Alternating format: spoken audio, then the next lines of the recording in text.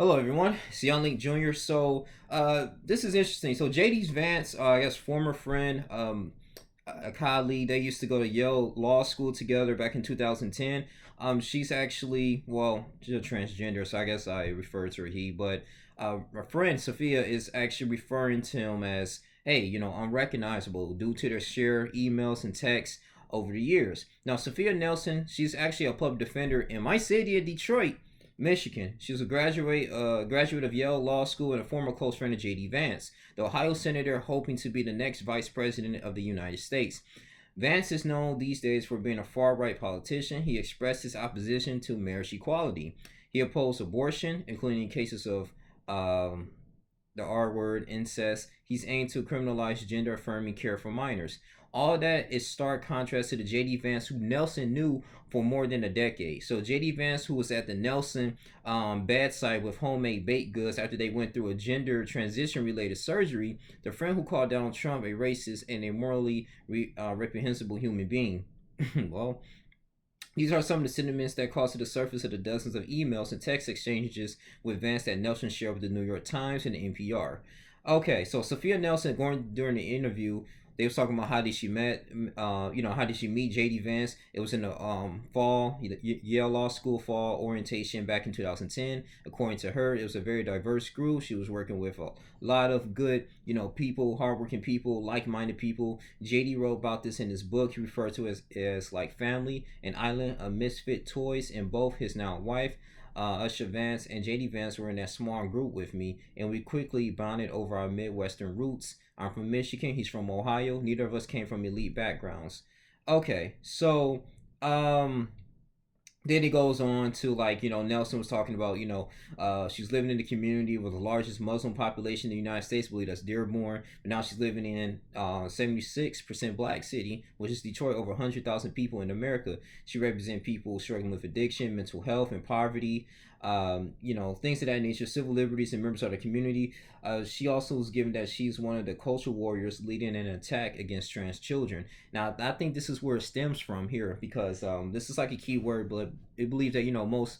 I know far right politicians, they're against homosexuality, they're against LGBTQ rights, transgender, all that stuff, right, and abortion.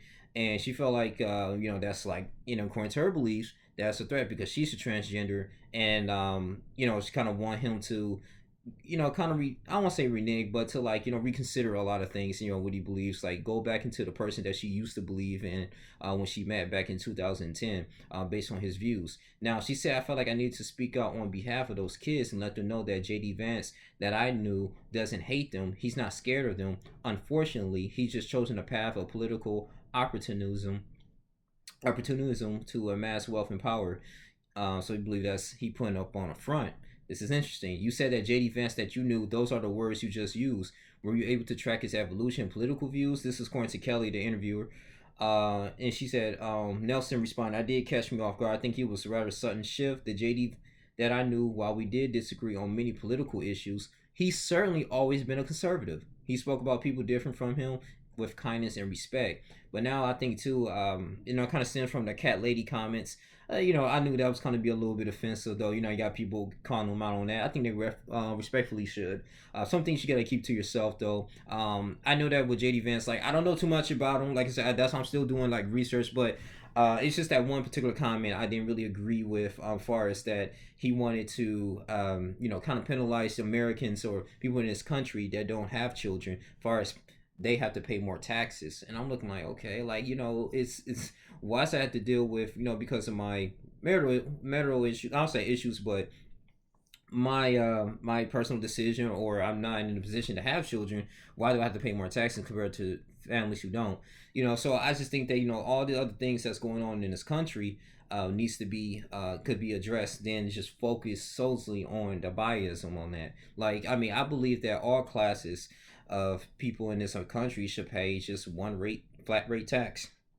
That my homeboy Steve Rose actually was advocating, like we all pay 8%, and we could pay our doctors, not large, but I was talking about our state workers, government workers, police officers, firefighters, teachers, all of that, man.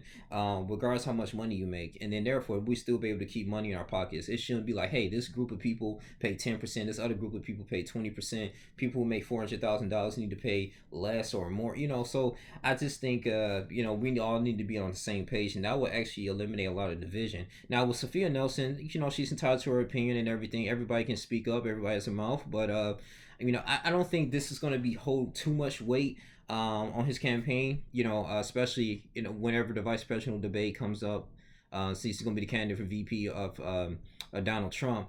But it is something to keep in mind. I wonder if it's going to be other people that's going to speak up on this that knew him and everything. But you can't, if you kind of knew him back in 2010 and he had all these type of views. It's not going to change. I don't see him changing his views. It can happen, but far as like if he's specifically running for a deep party that focuses on that's totally against like the transgender rights, all kinds of stuff, like pretty much the beliefs that the Democrat believes. I don't think it's going to really change for him. So it is what it is. They're close friends. You just feel like, hey, I just think that he's putting on the front right now, just trying to secure a seat. He's not being himself. Who knows? But I just felt like this was kind of interesting to entertain this here. Like I said, Sophia Nelson is she has a right to speak. Things is not. She feel like things are not going right, and it seems a little bit off on her friend here. But I don't think this is any type of political poison. This is just like my personal opinion on here. But yeah, man. I'm gonna have a link in the description box. You guys can read along. But you guys continue to like, comment, subscribe, share this video. That was from NPR News. But I love you guys, man. Not draw us too long. You guys take care. Till next time. I'm out.